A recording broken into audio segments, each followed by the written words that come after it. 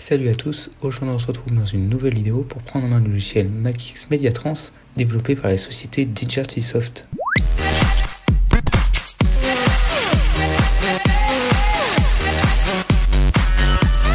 Si vous possédez un iPhone, un iPod ou un iPad, vous avez peut-être besoin de sauvegarder et transférer des données de votre appareil vers votre ordinateur, qu'il s'agisse d'un Mac ou d'un PC. MacX Mediatrans s'annonce comme une alternative à iTunes pour gérer vos données iOS. Grâce à ce logiciel, il est possible de sauvegarder et transférer l'ensemble des données de votre téléphone, comme les photos, les musiques, les vidéos ou bien encore les sonneries de votre iPhone. Le logiciel a récemment été mis à jour pour supporter les dernières versions d'iOS 15 avec les iPhone 13 notamment. Ce logiciel vous permet donc de sauvegarder et ajouter des données sur votre appareil iOS et ce tout en préservant la haute qualité des photos et des vidéos. En effet, MacX Mediatrans a pour particularité d'apporter un soin à l'import et à l'export des vidéos par exemple en 4K. Le logiciel va automatiquement adapter le format de vos vidéos pour qu'il soit transféré et lu sur l'appareil cible de manière optimale. Ainsi, vous pourrez par exemple exporter et sauvegarder vos vidéos 4K en un seul clic. Autre fonctionnalité intéressante proposée par MacX Mediatrans, c'est la capacité à sauvegarder vos données et les chiffrer sur votre ordinateur, encore une fois sous macOS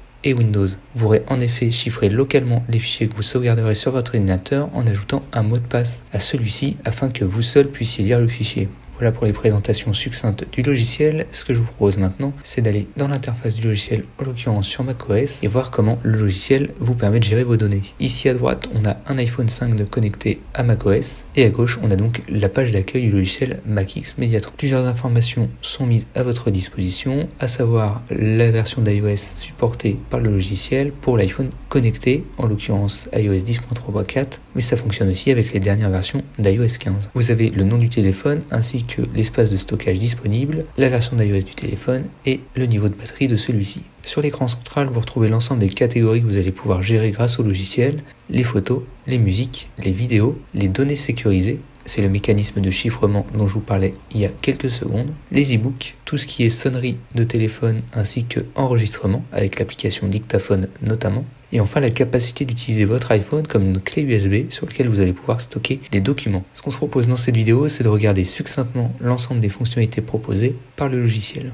Lorsqu'on se rend dans la première section, donc photo transfert, on peut visualiser l'ensemble des photos qui sont présentes sur l'appareil. À savoir qu'ici, il s'agit d'un appareil de démonstration. Il y a donc une photo et quelques messages dans chacune des applications. Ici, les photos sont triées par date et vous avez la possibilité de les sélectionner pour les exporter vers votre ordinateur. Par exemple, en les sauvegardant dans le dossier Documents. Et vous retrouvez votre image sur votre ordinateur. Il est aussi possible de les exporter avec le module d'encryption. Et dans ces cas-là, attention, il faudra vous souvenir du mot de passe que vous saisissez ici pour pouvoir lire l'image en question. On y reviendra plus tard dans la vidéo. Sur la colonne de gauche, vous pouvez retrouver l'ensemble des catégories présentes sur votre iPhone, à savoir les différents types de photos, les live photos, les modes panorama, les screenshots, les photos que vous avez prises en RAW, ou bien encore les photos du mode portrait. Concernant le mode de musique, c'est la même organisation, vous allez retrouver l'ensemble des musiques au centre du logiciel, ainsi que les différentes playlists que vous avez créées sur la colonne de gauche. Il est possible d'ajouter des musiques en se rendant sur le menu Add Music en haut, et vous avez la possibilité d'ajouter un fichier musical en particulier ou bien un ensemble de musique en sélectionnant directement un dossier.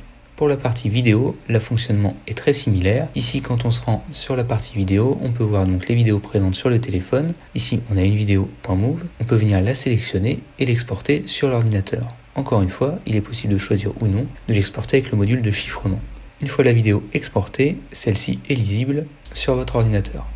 Dans le cas où vous auriez plusieurs types de contenus vidéo, la colonne de gauche vous permet de les filtrer en fonction de s'il s'agit de vidéos plutôt musicales, de films ou bien encore de séries télé. Si vous avez des e-books sur votre appareil, ceux-ci apparaîtront dans la section e-book et il est possible, là encore une fois, d'en ajouter depuis l'ordinateur. La colonne de gauche vous permet de visualiser les différents types de documents, à savoir les bouquins en format EPUB, les PDF et les bouquins audio. Si vous avez des sonneries de téléphone en particulier ou des enregistrements audio, ceux-ci apparaîtront dans ce menu Voice and Ringtone Manager. Ici, on peut voir qu'on a un fichier d'enregistrement audio.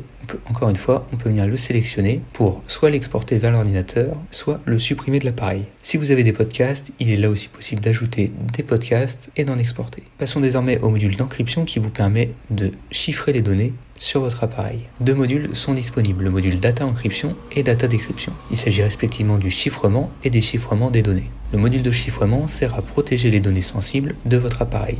Vous pouvez sélectionner un fichier sur votre ordinateur, par exemple cette image, et venir cliquer sur Encrypt Now.